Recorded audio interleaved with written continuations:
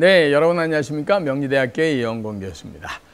우리나라가 선진국에 들어간다 하는 것에 대한 확신은 제가 다른 시간에 말씀을 이미 드렸습니다. 대한민국 선진국 가느냐? yes, 분명히 갑니다.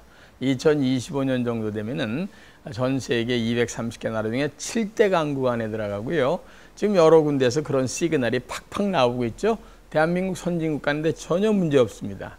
너무나 기가 막힌 나라에 살고 있습니다. 그런데 오늘 말씀드릴 건 선진국에 가는 게 누구에게나 다 좋은 일이냐 하는 거에 대해서는 퀘스천 마크가 든다는 거죠. 왜냐?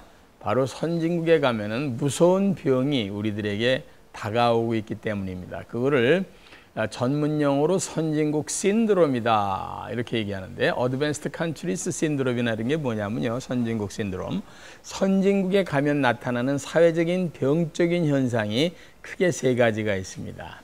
요거에 대한 미리 여러분이 대비책을 가지고 나름대로 현명하게 준비를 하시지 않으면은 상당히 고통을 받을 수가 있기 때문에 제가 이 시간을 통해서 좀 말씀을 드리려고 합니다.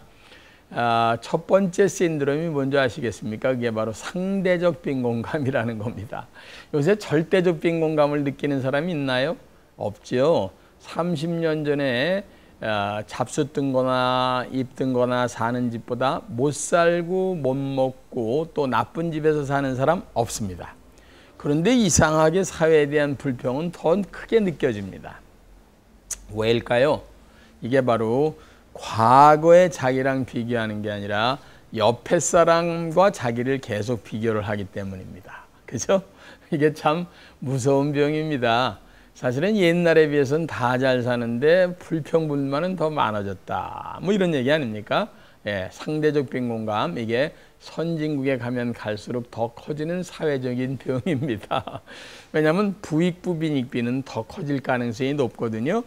근데 하부에 있는 밑에 있는 10%나 5%가 10년, 15년 전부터 소득이 줄어드는 건 아닙니다. 그런데 씀씀이가 많아지고 주변 환경과 같이 자기를 일으키기 위해서 늘 힘겹다 하는 뜻입니다. 두 번째는요, 평생 직장이 없어지는 시대가 됩니다. 이게 참 선진국 가게 되면 많은 사람들을 힘들게 하죠. 저희가 처음에 대기업에 입사를 했을 때는 그냥 다 누구나 거기서 정년 퇴임하는 것이 그냥 꿈이고요. 그냥 나름대로 바람이었는데 요즘에 웬만한 청년들 중간에 여러 회사 옮깁니다.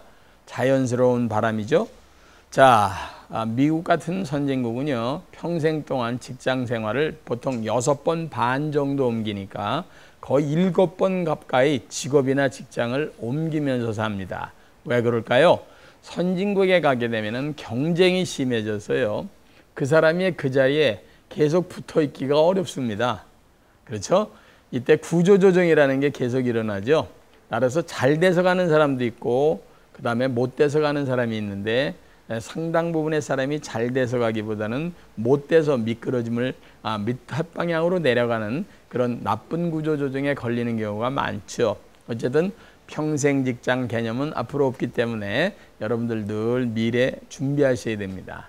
세 번째 신드롬이 뭐냐면 바로 초고령화 시대의 도래입니다. 이게 참 좋으면서도 씁쓸하지요.